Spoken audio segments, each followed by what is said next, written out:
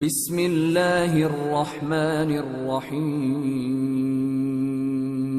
کہ اور جس مزاج کے آیت اللہ بہجت تھے، جس مزاج کے خود آیت اللہ خمینی تھے۔ آیت اللہ خمینی فقیہ ہونے سے زیادہ عارف تھے، یعنی وہ آیت اللہ خوئی فقیہ تھے اپنے وقت میں، آیت اللہ خمینی بھی فقیہ تھے، مگر آیت اللہ خمینی فقیہ ہونے سے زیادہ جو ان کے مزاج سے جڑی ہوئی بات تھی نا، وہ عرفانیات تھی، وہ عارف زیادہ مضبوط تھے فقیہ ہونے کی نسبت۔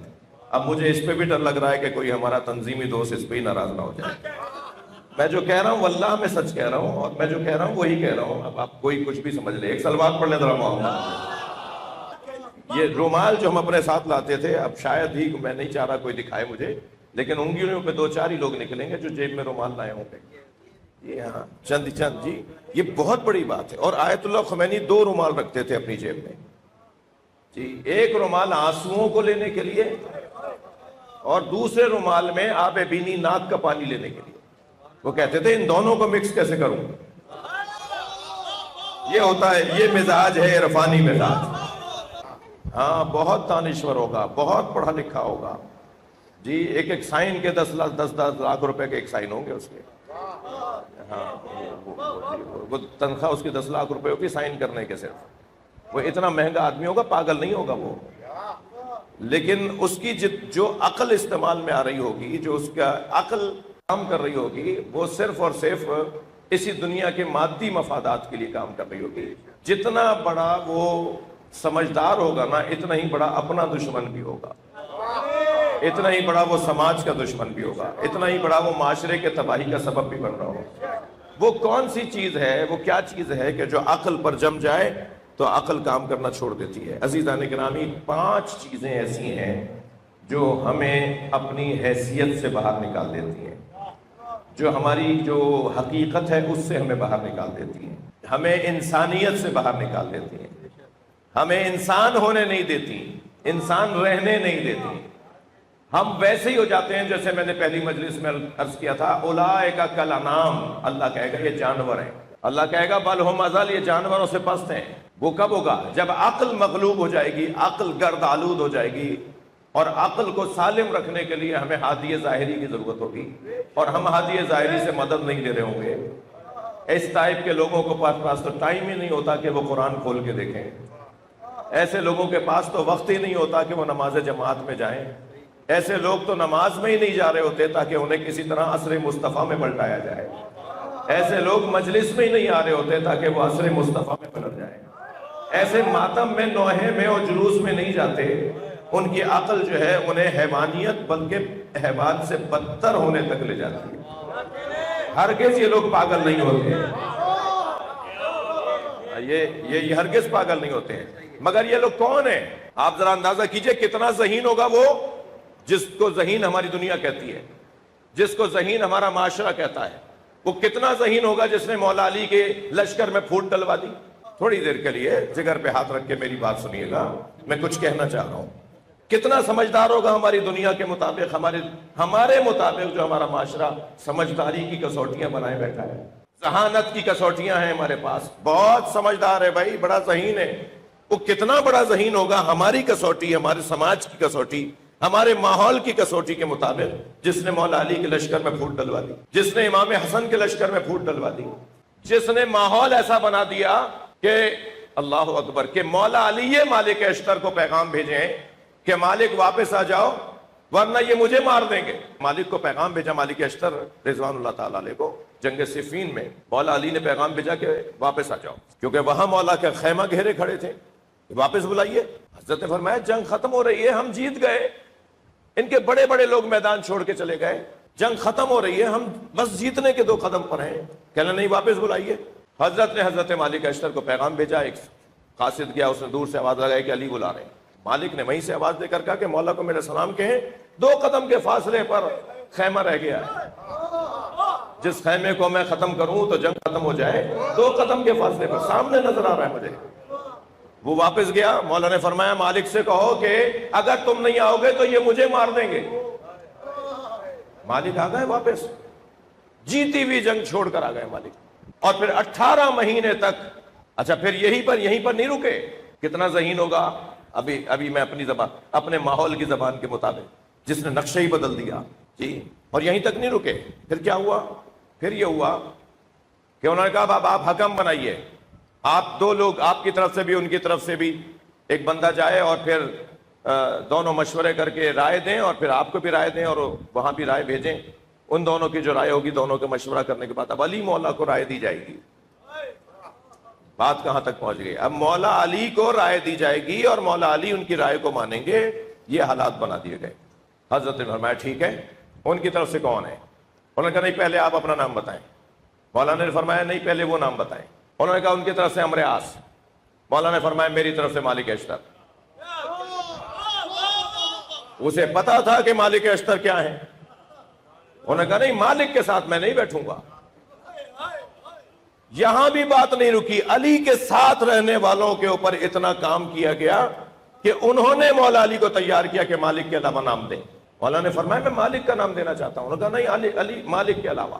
حضرت نے فرمایا اب وہ درد دیکھیے علی مولا کا, وہ تکلیف دیکھیے, وہ تنہائی دیکھیے مولا علی. مولانا نے فرمایا اب تم نام بتا دو, جب ساری باتیں تمہاری مجھے تمہاری ماننی ہے تو یہ نام بھی تم بتا دو. تو انہوں نے کہا ابو موسیٰ اشعری. ابو موسیٰ اشعری صحابی رسول, سادہ ترین شخصیت, سوائے مصلے کے اور تسبیح کے جن کا ذوق شوق ہی کچھ نہیں تھا, جن کی توجہ ہی کچھ نہیں تھی. جی خدا کے واسطے یار یہ کلپ مت بنا دینا تم, میں کچھ بات سمجھانا چاہ رہا ہوں. یہ والی بات کاٹ دو. میں یہاں بھی اپنے لوگوں سے بھی بات نہ کروں اس خوف میں. ایک سلوات پڑھے ذرا محمد. ٹھیک ہے بھائی, جو تین کیمرے ہیں, میرے والا تو جوان سمجھ گیا, ان دونوں کو بھی کہہ رہا ہوں ایک اور سلوات پڑھنے ذرا نبی. یہ وہی صاحب ہیں حضرت موسیٰ ابو موسیٰ اشعری کہ جب مولانا نے کوفے کا گورنر اپنا بھیجا تو یہ پہلے والے صاحب کے گورنر تھے, یعنی پچھلی حکومت کے گورنر تھے. انہوں نے کہا میں تو حکومت چھوڑوں گا ہی نہیں. کوئی 2.5-3 مہینے تک مولا کی بات نہیں مانی انہوں نے. ایک کو بھیجا, دوسرے کو بھیجا, خطوں پہ خط بھیج رہے ہیں, مولا وفدوں پہ وفد بھیج رہے ہیں, بھائی گورنر ہاؤس خالی کرو, میں اپنا گورنر بھیج رہا ہوں جو جس کو میں سمجھوں گا اسے گورنر بناؤں گا نا. تو پھر حضرت مالک اشتر نے فرمایا مولا مجھے جانے دیجئے, ایک لمحہ لگے گا, یہ گورنر نہیں چھوڑے گا. مولا نے فرمایا مالک میں نہیں چاہ رہا تھا لیکن تم کہہ رہے ہو تو چلے جاؤ.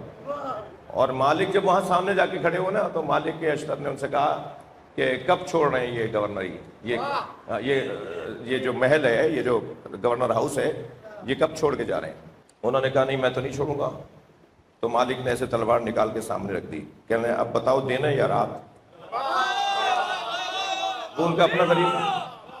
انہوں نے کہا اب تلوار رکھ کے کہا بتاؤ دینا یا رات. کہنے جو مالک کہیں گے وہی ہوگا. تو مالک نے کہا گورنر ہاؤس خالی کرو. ایسے انہوں نے گورنر ہاؤس خالی کیا تھا. انہوں نے کہا جی وہ بنیں گے مولا کی طرف سے, یعنی آپ کی طرف سے, مولا کی طرف سے کہنے لگے آپ کی طرف سے وہ حکم بنیں گے, یعنی وہ مشیر بنیں گے. مان لیا. اور پھر کیا ہوا؟ یہی ہوا کہ جو مولا کو پتا تھا کہ کیا ہونا ہے, بہت دیر تک مذاکرات ہوتے رہے. اب عمرو عاص نے ابو موسیٰ اشعری سے کہا کہ دیکھو نہ تمہارا مولا نہ میرا حاکم, دونوں کو ہٹاتے ہیں. اس نے کہا ٹھیک ہے, واہ کیا بات, علی کو بھی ہٹا دیتے ہیں, وہاں سے انہیں بھی ہٹا دیتے ہیں. تو کہنے لگے کیسے؟ کہا دیکھو جیسے میں یہ انگوٹھی اتار رہا ہوں ایسے میں نے ان کو اتار دیا, تم بھی یہی بولو. انہوں نے کہا جیسے میں انگوٹھی اتار رہا ہوں ایسے میں نے علی کو اتار دیا. تو انہوں نے کہا ہو گیا فیصلہ؟ ہاں ہو گیا. کہنے جیسے میں انگوٹھی پہن رہا ہوں ایسے میں انہیں خلیفہ بنا رہا ہوں. ابو موسیٰ معاف کیجیے گا عمرو عاص نے دوبارہ انگوٹھی پہنی, ان سے تو اتروا لی, اور پھر کہا میں جیسے دوبارہ پہن رہا ہوں ایسے میں دوبارہ بنا رہا ہوں انہیں, خدا حافظ. 18 مہینے تک یہ الجھن چلتی رہی کہ آخر ہوا کیا. اپنے دوستوں سے لائف مجلس کو تو ویسے ہی میرے ہاں تو پابندی ہے کہ لائف نہیں جاتی, اور جو میں سختی کرتا ہوں کہ بھائی خدا کے واسطے آپ دنیا جہان کی لائف چلائیں, میری لائف نہ چلائیں. آج بھی نہیں جا رہی تو ابھی ذرا آف کرو تو میں کچھ اور بھی کہنا چاہ رہا ہوں. غرور نے, تکبر نے اہل بیت کو اذیت پہنچائی ہے. یہ تکبر آتا ہے 5 رستوں سے. صلوات پڑھیں ذرا محمد.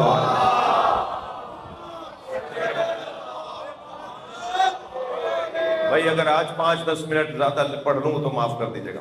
5 رستوں سے تکبر کا رستہ, 5 رستوں سے تکبر آتا ہے. تکبر آنے کے جو رستے ہیں ان میں سب سے پہلا رستہ زمینداری ہے. زمینداروں کا حال جہاں بہت اچھا ہو سکتا ہے وہاں بہت خراب بھی ہے. 200 एकड़ के जमींदार, 1000 एकड़ के जमींदार, बहुत बड़े बड़े रहे ये, बहुत बड़े चौधरी हैं ये, जायदादें हैं, जागीरें हैं इनकी। जमीन तकब्बुर लाने का रास्ता है। जमीन तकब्बुर का जो वायरस है ना, वो जमीन के रास्ते से आता है। पैर पटक के चलता है, गर्दन अकड़ा के चलता है, हारियों पे जुल्म करता है। मजलिस में आलिबा में पढ़ रहा हूं, मगर आलिबा के लिए नहीं पढ़ रहा हूं। जाएगी ना मजलिस, कहां तक जाएगी? ये जो जमींदारी है, ये जो जागीरदारी है जी, आप में से बहुत सारे लोग, हम भी अल्हम्दुलिल्लाह हिंदुस्तान से ही बुजुर्गों से जमींदारी का सिलसिला रहा। अब भी खैरपुर में जमींदारी का सिलसिला, हमारे सारे बुजुर्गों, सारे अजीजों के यहाँ एक यही कैफियत है, यानी जमींदारी की कैफियत है। इसमें इसको अपनाएं, मगर ये जानकर कि हम जमीन के अमीन हैं, मालिक नहीं है। कैसे बचेंगे इससे? जो जमीन का खुद को मालिक समझता है वो मुतकब्बिर हो जाता है। लेकिन जब उसे ये पता हो कि मैं जमीन का मालिक नहीं हूं, अमीन हूं, दादा की अमानत मेरे पास आई है, मेरी चीज मेरे बेटे के पास चली जाएगी, मेरे बेटे से मेरे पोते के पास चली जाएगी। मैं तो 20 साल के लिए, 30 साल के लिए, दादा के इंतकाल के बाद 20 साल ही गुजरे हैं मुझे, मैं 20 साल से अमानतदारी कर रहा हूं। या अगर खरीदी भी है, अपनी बढ़ाई भी है, तो अभी अमानत है, जिसके लिए अल्लाह अकबर। बीबी ज़ैनब ने शाम के दरबार में खुतबे में जो एक इरशाद फरमाया था ना, जुमला फरमाया था, यजीद ये हुकूमत नहीं है, मोहलत है। क्या ताबीर है, क्या खूबसूरत ताबीर है। ये बात समझाने की है, अपने आप को समझाने की बात, कि ये हमारी चीज नहीं है भाई। इस रास्ते से तकब्बुर आता है। दूसरी चीज बताऊं, वो है सवारी, गाड़ी। महंगे घोड़ों पर पहले बैठकर सुर्ख ऊंट, नबी मुकर्रम ने सुर्ख ऊंट का मतलब आज की महंगी तरीन सवारी, उस वक्त में सुर्ख ऊंट आज की महंगी तरीन सवारी सोच लीजिए आप। गाड़ी, ये बड़े बड़े टायरों वाली गाड़ी, ये सोच लीजिए आप जी। सुर्ख ऊंटों की कतार गुजर रही थी, यानी जिसके पास एक सुर्ख ऊंट होता था वो इस इलाके के अंदर पैसे वाला होता था, जिसके पास उस नस्ल का ऊंट होता था, तेज दौड़ने वाला, बहुत दिन तक पानी खाने की उसे जरूरत नहीं होगी, बहुत कुछ वो सहराई परेशानियों को वो बर्दाश्त कर लेता था, और बहुत सारी खूबियां उसके अंदर होती थी। एक सुर्ख ऊंट वाला उस इलाके के अंदर बड़ा आदमी शुमार होता था माली एतबार से। जनाब खदीजा के पास 80 सुर्ख ऊंट थे। बीबी खदीजा के पास माली तौर पे, बीबी की जात में सलमान। सुर्ख ऊंटों की कतार गुजर रही थी, सरकारे दो जहां मुंह मोड़ के खड़े हो गए। तो किसी सहाबी मोहतरम ने कहा, या रसूलल्लाह आप ऐसे क्यों खड़े हो गए, आपने अपना चेहरा क्यों मोड़ लिया? फरमाया कि मैं ये इसलिए अपना चेहरा मोड़ रहा हूं कि इनके हुसूल की ख्वाहिश ना हो जाए, मेरे पास भी तो हो, ये हमारे लिए पैगाम। दूसरी चीज सवारी, गाड़ी में बैठकर, महंगी गाड़ी में बैठकर पैदल चलने वाले को जलील समझना। छोटी सवारी आगे कैसे निकल गई, इसे दबाओ, इसे पीछे करो। ये बेचारा मोटरसाइकिल वाला, ये बेचारा FX वाला, अब कुछ छोटी गाड़ियों के नाम मुझे पुराने याद है जी, ये हमसे आगे कैसे निकल रहा है। और अगर गलती से उसने बेचारे ने बेख्याली से थोड़ा सा दब गए, आप दब गए, यानी बड़ी गाड़ी वाला दब गया, तो उसकी खैर ही नहीं है फिर। और अगर कोई रोक ले रास्ते में कि शनाख्ता कार्ड दिखाओ, अपने कागज दिखाओ, तो शीशा उतार के पहला जुमला ही होता है, तुम हमें नहीं जानते हम कौन है। मैं इन शिया बच्चों से कहूंगा, अपने जहन की लुगत से ये जुमला निकाल दो। तुम नहीं बोला करो ये कि तुम हमें नहीं जानते हैं कि मैं कौन हूं। अगर आपसे कोई कहे ना, तो आप उसे ये कहें तुम खुद अपने आप को नहीं जानते कि तुम कौन हो। जो अपने आप को जानता है वो इस लहजे में बात ही नहीं करता। सलवात पढ़ ले मोहम्मद और आले मोहम्मद। ये दूसरा रास्ता है तकब्बुर का, खतरनाक चीज है। हरगिज मैं ये नहीं कह रहा कि गाड़ी ना रखो, जमीन न खरीदो, मगर इसके जो नुकसानात हैं उससे तब मुतवज्जह रहा जाए। तीसरी चीज लिबास, कपड़े। ये महंगा कपड़ा पहनते हैं भाई, हम तो, अब मैं नाम नहीं ले रहा वाले, हम तो ये तो हम पहनते ही नहीं है। ये क्या दे दिया, ये क्या ले लिया, वो देखो वो बरी में कपड़े आए थे, ये कोई देने के थे कपड़े, वो देखो वो जहेज में कपड़े आ रहे हैं, भाई सारे फेंक दो, वो दे दो, मासियों को दे दो। कपड़ों की बुनियाद पर। चौथी चीज, अब भाई अब सुन लीजिए, बर्दाश्त कर लीजिए मुझे। चौथी चीज जो तकब्बुर आने का रास्ता है अजीजाने गिरामी, वो है दस्तरखान। ये हिरन खाते हैं भाई, ये तीतर खाते हैं, ये बटेर खाते हैं, 25 طرح کے کھانے نہیں ہوں گے تو دسترخوان کیسے ہوگا؟ ادھر مولا علی علیہ السلام سادہ زندگی جیسے گزارا. میں ہرگز نہیں کہہ رہا ہم علی جیسے ہو جائیں گے، ہم نہیں ہو سکتے، لیکن وہ جو طرح طرح کے کھانے، 5 آدمی دعوت پر ہیں اور 25 ڈشیں ہیں، یہ بعد میں ڈسٹ بن میں جائیں گی چیزیں. یہ رزق پھر بعد میں جائے گا کوڑے کے اندر، اور رزق کو کوڑے میں ڈالنے سے رزق ختم ہو جاتا ہے. ممکن ہے کوئی کہے نہیں مولانا ہمارے پاس تو بہت آ رہا ہے، تو یہ حرام کا پیسہ آ رہا ہے، یہ رزق کہاں آ رہا ہے؟ یہ تو کسی اور کا مال ضبط کر رہے ہو. یہ ہو رہا ہے ہمارے معاشرے کے اندر. کہ نہیں مولانا آپ فرما رہے تھے کہ اگر رزق کو کوڑے دان میں ڈسٹ بن میں ڈال دیا جائے گا تو رزق بند ہو جائے گا. ہمارے پاس تو رزق آ رہا ہے. یہ کہاں آ رہا ہے رزق؟ یہ رزق ہے یا عذاب ہے جو آ رہا ہے؟ ہمارے یہاں جو معاشرے میں اس وقت حالت ہوئی ہے، روٹی پہلے کیا ائمہ کا حکم ہے، پہلے ہمارے بزرگوں تک اس پہ عمل تھا. ائمہ کا حکم ہے کہ اگر روٹی کا کوئی ٹکڑا زمین پر گرے ہوئے دیکھو تو اپنے کام چھوڑ دو، اپنے کام چھوڑ دو، اس روٹی کے ٹکڑے کو اٹھاؤ، اس کا بوسہ دو اور اس کو احترام کے ساتھ کہیں رکھو، قابل استعمال ہے تو استعمال کرو. چوتھی چیز جو تکبر کا ذریعہ ہے وہ دسترخوان ہے. 5ویں چیز کرسی. یہ 17ویں گریڈ کے افسر ہیں، یہ 22ویں گریڈ کے افسر ہیں، یہ سیکٹری صاحب ہیں، یہ فلاں ڈپارٹمنٹ کے ہیڈ ہیں، یہ ڈائریکٹر جنرل صاحب ہیں، یہ جی ایم ہیں، یہ فلاں ہیں. یہ جو یہ ہے، اب ان کے تو صاحب چال ہی بدل گئی، ان کا تو اٹھنا بیٹھنا ہی بدل گیا. ہم یہاں نہیں جاتے، ہم وہاں نہیں بیٹھتے، ہم یہاں نہیں کرتے. اسٹیٹس کیا لفظ بولتے ہیں بھائی، آپ سہارا دو نا مجھے. طرح طرح کے الفاظ اپنے لیے ایجاد کر لیے. نہیں ہمارا یہ کام نہیں ہے، ہم یہاں نہیں جا سکتے. چال بدل جاتی ہے، بولنے کا انداز بدل جاتا ہے. یہ خطرناک چیز ہے جسے کرسی کہتے ہیں. کبھی کبھی ہمارے جانے کا اتفاق ہوتا ہے تو بعض افسران کے جی آپ ہماری کوئی، میں نے کہا بھائی اس پہ تو بیٹھنا ہی نہیں ہے، یہ ویسے ہی گھومنے والی ہے. اور بعض لوگ گھومنے والی کرسی پر بیٹھ کر گھوم کے بھی خیال نہیں کرتے کہ یہ گھوم جائے گی. بھائی یہ ہمیشہ نہیں رہے گی، یہ ہمیشہ سے نہیں تھی، یہ بعد میں بھی نہیں رہے گی. آپ آمادہ ہیں میں نتیجہ دوں؟ تکبر وہ کرے جس جیسا کوئی نہ ہو. جس جیسا کوئی نہیں ہے اسے اللہ کہتے ہیں. لہذا صرف اللہ کو حق ہے کہ وہ متکبر کہلائے. تکبر وہ کرے، جملے کو سنبھالیے گا، تکبر وہ کرے جس جیسا کوئی نہ ہو. علی جیسے کو فاطمہ کہتے ہیں.